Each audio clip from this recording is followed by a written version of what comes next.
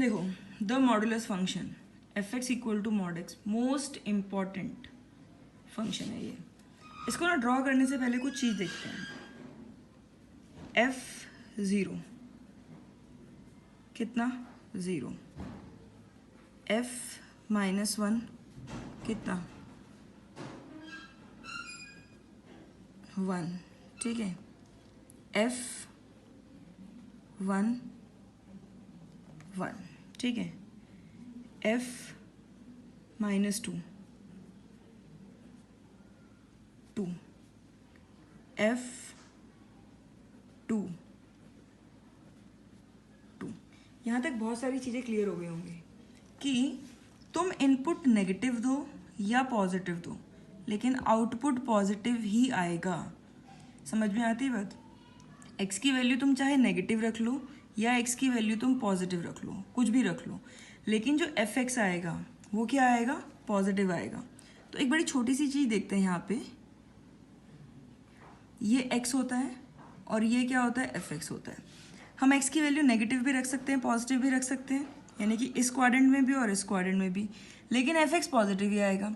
अगर हम नीचे आ गए तो fx नेगेटिव हो जाएगा, है ना? तो इसका क्या मतलब हुआ कि fx तुम x की वैल्यू नेगेटिव रखो या पॉजिटिव रखो, fx पॉजिटिव ही आएगा। इसका मतलब जो हमारा ग्राफ आएगा वो पूरा का पूरा फर्स्ट क्वाड्रेंट और सेकंड क्वाड्रेंट में ही आएगा, ठीक है। पहली चीज ये लिखते ही समझ में आ गया होगा। अब इसमें क्या होता है ना, हमें फंक्शन ब्रेक करना होता है। देखो जरा, fx क्या है? मॉड x है। अब इसमें ना हम निकालते हैं क्रिटिकल पॉइंट, ठीक है। तो जो क्रिटिकल पॉइंट, ये बाद में बताती हूँ, पहले हम निकालते हैं क्रिटिकल पॉइंट। क्रिटिकल पॉइंट वो होता है जिस पर फंक्शन ब्रेक होता है। अब देखो, मॉडुलस के अंदर जो भी पड़ा है, x पड़ा है, x-1 पड़ा है, 1 - x, कुछ भी पड़ा है, हमारे पास तो फिलहाल x पड़ा है, उसको रखो 0 के बराबर। तो मॉड के अंदर क्या पड़ा? x को रख दो 0 के बराबर। Find the value of x। इसकी तो बड़ा सिंपल सा है।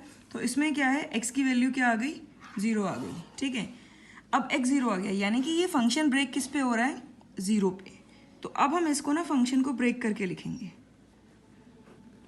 0 पे ब्रेक हो रहा है, तो या तो 0 से बड़ी और बराबर वैल्यू के लिए और 0 से छोटी वैल्यू, ये दो जो भी क्रिटिकल पॉइंट आएगा उसके बाद ऐसे लिखेंगे हम, x इज ग्रेटर देन और इक्वल। अब ये इक्वल तुम यहाँ लगाओ या यहाँ लगाओ, उससे कोई फर्क नहीं पड़ता, दोनों में से एक जगह लगा लेना, लेकिन मैं ग्रेटर वाले के साथ ही लगाती हूँ, ठीक है। तो x इज ग्रेटर देन और equal to critical point and x is less than critical point. अब दोनों जगह मत लगा देना इक्वल टू, ठीक है। अब इससे क्या मतलब है? इससे मतलब है, देखो जरा, जब हम x की वैल्यू 0 डाल रहे हैं तो 0 आया, जब हमने x की वैल्यू 1 डाली तो 1 आ रहा है, जब हमने x की वैल्यू 2 डाली तो 2 आ रहा है, यानी कि जो डाल रहे हैं वही मिल रहा है, ठीक है। तो यहाँ लिख दो सिंपल x, ठीक है। अब अगर तुम x की वैल्यू 0 से छोटी डाल रहे हो, x की वैल्यू डाली हमने -1, लेकिन हमें रिजल्ट क्या चाहिए? पॉजिटिव चाहिए। तो मॉड से बाहर आएगा तो पॉजिटिव होगा, तो इसे पॉजिटिव बनाने से के लिए हम क्या करेंगे? इसे कराएंगे माइनस से मल्टीप्लाई। तो माइनस माइनस क्या हो गया? 1। तो अब यहाँ लिखते हैं क्या हम? -x, क्योंकि x is negative and negative value is multiplied by negative, we get positive and the result of modulus is always positive. क्योंकि ये fx क्या है? ये जो fx है हमारा मॉड x ही तो है। अब जरा चेक करो, यहाँ नहीं लिख सकते हम मॉड x, यहाँ पर हमने सिंपल x और -x लिखा है, ठीक है। यहाँ पर जो x है वो क्या है? 0 से बड़ा, और यहाँ जो ये x की वैल्यू है, ये x की वैल्यू है नेगेटिव, लेकिन मॉड से जो रिजल्ट आता है वो आता है पॉजिटिव, इसीलिए हमने इसको माइनस से मल्टीप्लाई किया, ठीक है। देखो जरा, मॉड 1 कितना होता है? मॉड 1 कितना? 1 होता है। तो x को तुम 1 डालोगे तो 1 आ गया, x को 2 डालो 2 आ गया, x को 3 डालो 3 आ गया, 0 पे भी है तो x को 0 डालोगे तो 0 आ जाएगा। तुम्हें कुछ करने की ज़रूरत नहीं पड़ रही, एग्जैक्ट आता जा रहा है। लेकिन यहाँ पर जो x की वैल्यू है वो क्या है? 0 से छोटी। -1 हमने देखा था डाल के, -2 डालो, -2 x क्या है? लेकिन मॉड ऑफ -2 क्या होता है? पॉजिटिव होता है। तो इस -2 को पॉजिटिव करने के लिए हमें क्या करना पड़ेगा? माइनस से मल्टीप्लाई। तो ये क्या हो गया तुम्हारा? 2 हो गया। इस वाले में देखो x इज लेस देन 0, ये हमारा x है लेस देन 0, लेकिन मॉड की वैल्यू पॉजिटिव आनी चाहिए, इसलिए हमने इसको कर दिया माइनस से मल्टीप्लाई, ये माइनस से मल्टीप्लाई, तो ये माइनस माइनस हो गया प्लस। तो इस तरह से तो हमारा फंक्शन होता है ब्रेक। अब हम ड्रॉ करेंगे इसका ग्राफ।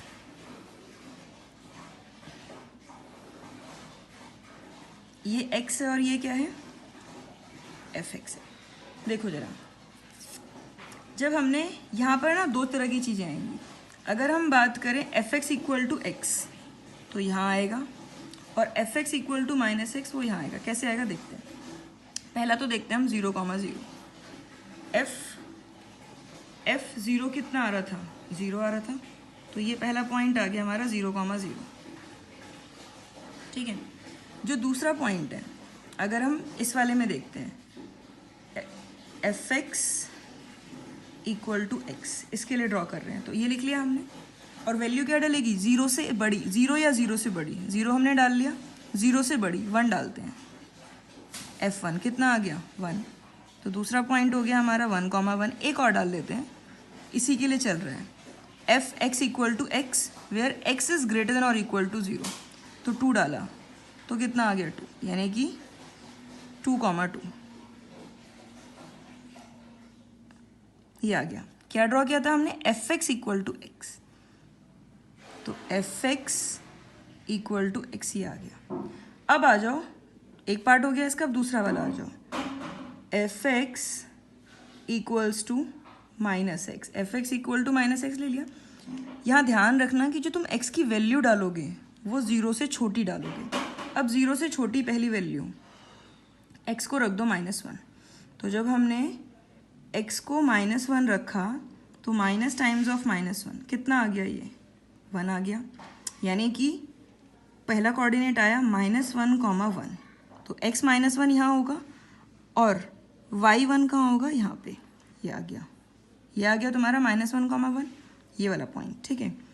उसके बाद x को डाल दो -2, तो x को हमने -2 डाला तो ये क्या आएगा, minus times of -2, so this is 2।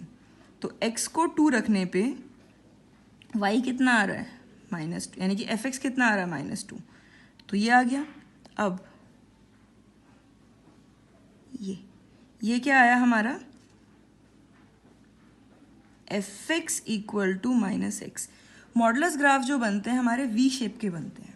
ठीक है, ये आया हमारा ग्राफ। अभी ये एक में क्लियर नहीं होगा, हम बहुत सारे कर आएंगे अभी ये।